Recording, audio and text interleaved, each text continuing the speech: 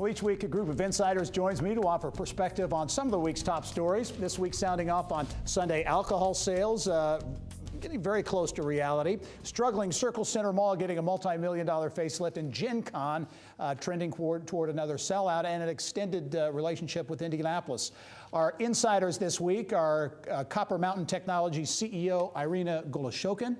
Also, visit Indy Senior Vice President of Marketing and Communications Chris Gall, and financial advisor and author and overall good guy, Peter Dunn. I'll take that. Thank you. Welcome one and all to the Insiders this week. Thank you. I started off with Sunday sales only to say it's been talked about for a long time. As we're taping now, it has passed the House and Senate on its way to Governor Holcomb's desk for signature.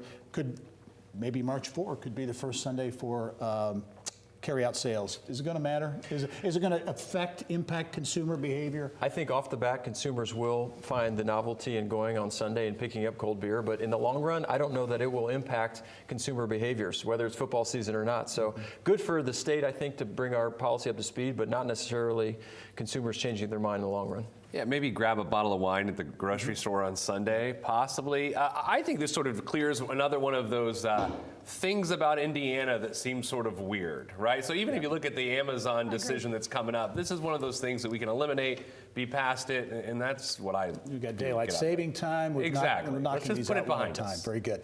Another big story this week concerning a high-profile property in Indianapolis, Circle Center Mall. Obviously, it's been around for, well, nearly 25 years now, been a major catalyst for downtown's renaissance. Fallen on hard times, some would suggest, certainly. Irina, as you look at this week, an announcement from Simon and partners of a facelift, multi-million-dollar facelift. Your thoughts? Is this headed in the right direction? A lot of people are concerned about the future of Circle Center.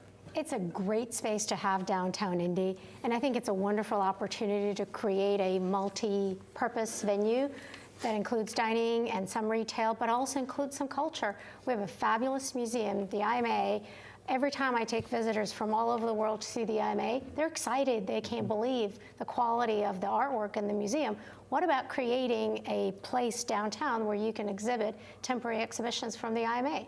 That would be a fabulous way to attract people to the culture in this city. Yeah, have a presence downtown. Pete, as you look at it, I've heard people this week say, hey, it's great they're freshening up the look, but unless you get the right mix of stores and other attractions there, it's not going to matter. You always hear people say, well, they should put a Target there, or they should put, who's they? Yeah. Because it doesn't actually work that way. If those companies want to come, they'll come.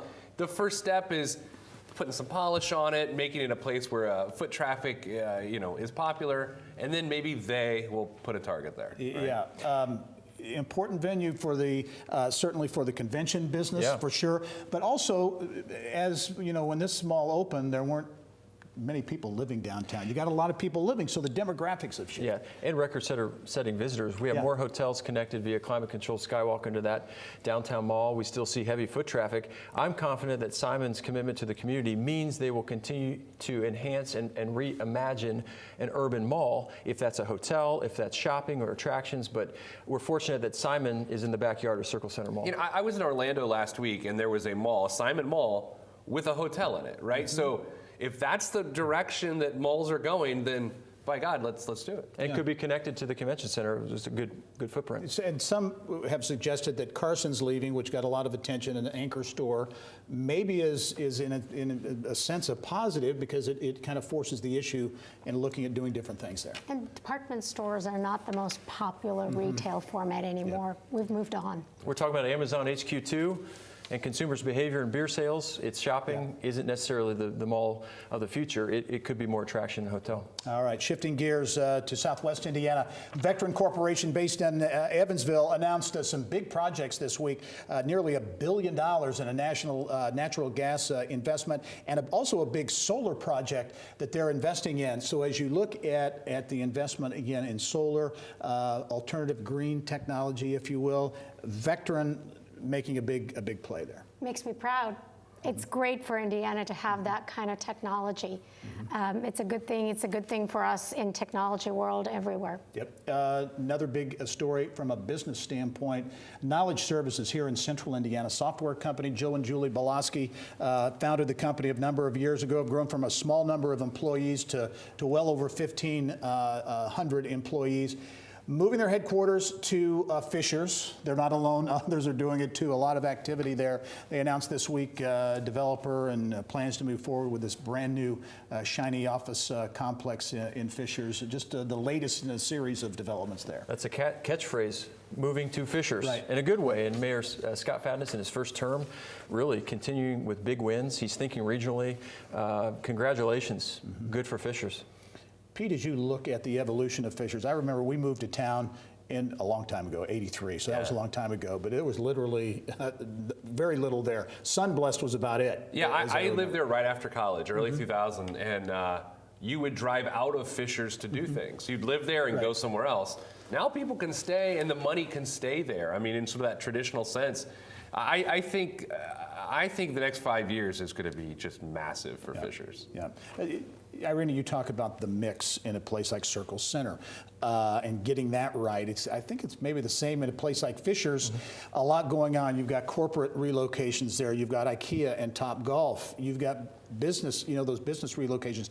You've got traffic issues. You've got all those kinds of things. How difficult? It seems to me it would be a balancing act if you're a Scott Fadness or leadership in Fishers to make sure you get that mix right. Of course it is, and I think traffic and transportation is a big issue for Central Indiana, for all the cities, including Indianapolis and Fishers. That's why there's an effort that I'm a part of regionally to put together a personal mobility network that will help people move around the city, even if they don't have a car. Yeah, and again, that's the future. Talking about that Amazon HQ, that's another piece Absolutely. of it as well. Another big news on the convention side, certainly impacting downtown Indianapolis. Gen Con announced this week they're headed toward another sellout, and also an announcement that Gen Con is extended for another year, right, through 2022, I think. Yep, 2022, the city's largest convention, Safe and Sound. That's not without challenges. They are amidst other major conventions outgrowing the city. That's why we're looking at very carefully another sizable 800 to 1,000 room hotel. But yeah, Safe and Sound, record-setting attendance. This would be 10 years in a row here in Indianapolis. And they'll sell out, but they need some breathing room as it relates to hotels. You mentioned the hotel, and we talked to Leonard Hoops a couple of weeks ago, requests for information out for developers for potential 800 to 1,000 room hotel. Without that, could it be a challenge with big events like Gen Con? Yeah, we have 10 to 12 conventions that are held here annually that are growing out of hotel space. So not only Gen Con, but then you put in other major sporting events. Again, we want to be methodical in how many rooms and where they go, but keeping Gen Con safe and sound is tied to breathing room as it relates to hotels. And it's not just for them, it's other major events and conventions. All right, well, in terms of popularity and growth, TechPoint announced this week the nominees for its annual Mira Awards, kind of the Academy Awards of technology in Indiana.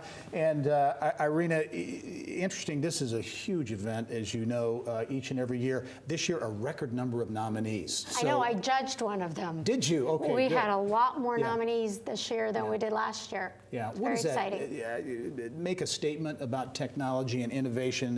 It's talked a lot, but when you see the numbers come in for an event like this, what does that say about We technology? now have a technology industry that is being recognized nationally. I'm just back from California. I was talking to people about what's going on in Indianapolis, and everybody's very impressed.